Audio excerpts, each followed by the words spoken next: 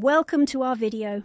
Today we focus on helping you improve your English pronunciation and speaking skills using a method of the shadowing technique. Shadowing involves listening to the local sound and repeating it out loud 1 second behind the speaker to improve pronunciation, rhythm, and fluency. If you struggle to keep up with the speaker, you can adjust the playback speed in the settings to slow it down and make it easier to follow. Follow along, practice with us and see how much progress you can make. Let's get started. Emma stood at the rusty iron gate of the old garden, its hinges creaking with the wind.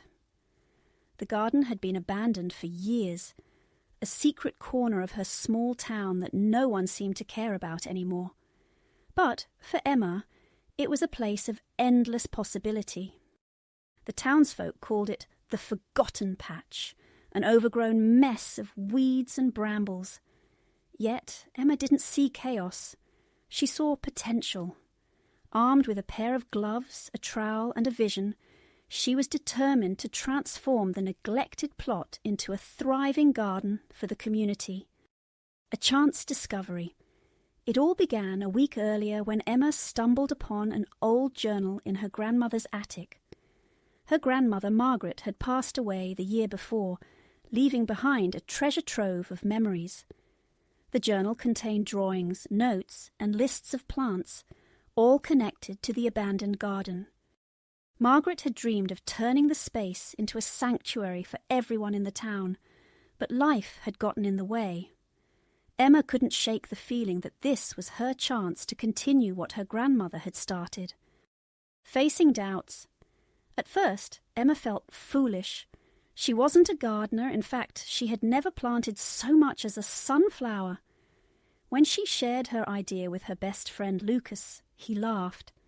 "Emma, you can barely keep a house plant alive," he teased. Still, Lucas agreed to help, if only to see her determination in action. The first day was exhausting. They cleared thorny bushes, pulled weeds taller than they were, and unearthed broken pots buried in the soil. Despite the hard work, Emma couldn't help but feel excited. "This will be beautiful," she said, wiping sweat from her brow. Lucas raised an eyebrow but smiled. "We'll see about that." The power of community words spread about Emma's efforts. Soon, curious neighbours began stopping by. Mrs. Patel, the town librarian, donated seeds from her own garden.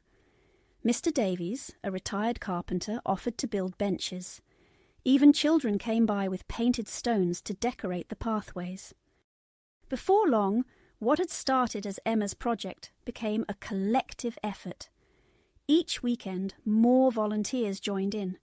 They planted rows of lavender, roses, and sunflowers. The air was filled with laughter, the buzz of bees, and the faint aroma of freshly turned earth. Emma learned quickly. She studied gardening books, watched videos, and asked endless questions of anyone who seemed to know more than she did. Mistakes were made, plants died, tools broke, and rain ruined freshly laid soil, but she refused to give up. Setbacks and surprises. One stormy night, disaster struck. Strong winds tore through the garden, uprooting young plants and scattering mulch everywhere. The sight the next morning was heartbreaking. Emma stood in the centre of the destruction, feeling defeated. "Maybe everyone was right," she thought. "I'm not cut out for this." Lucas arrived a few minutes later carrying coffee. "Giving up already?" he asked gently. Emma shook her head. "I just don't know if it's worth it." Lucas placed a hand on her shoulder. "You've inspired the whole town, Emma. If you stop now, what will that teach everyone? Let's fix this." And fix it they did. With renewed energy, the team worked harder than ever. They replaced broken plants and secured the garden against future storms. In the process, Emma discovered something extraordinary, a small stone fountain hidden beneath layers of dirt. It became the garden's centerpiece, a symbol of resilience, and beauty.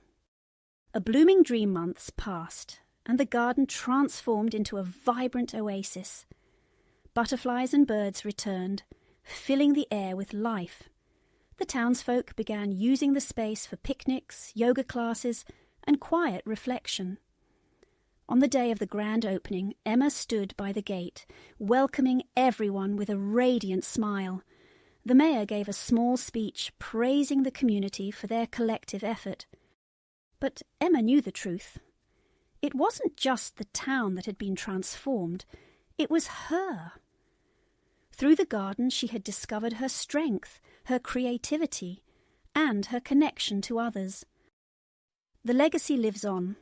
As the sun set on the garden's opening day, Emma placed her grandmother's journal on a bench beneath a tree. It was a quiet tribute, a way of saying, "We did it. The garden wasn't perfect, and it never would be, but that was the beauty of it.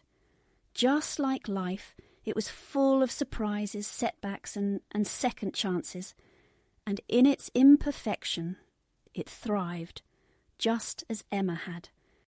Thank you for watching the video. We hope this video was helpful for your English practice. Don't forget to subscribe, share, and leave a comment below. Your feedback helps us improve, and by sharing your thoughts, you can connect with others on their English learning journey. Let's grow together. See you next time.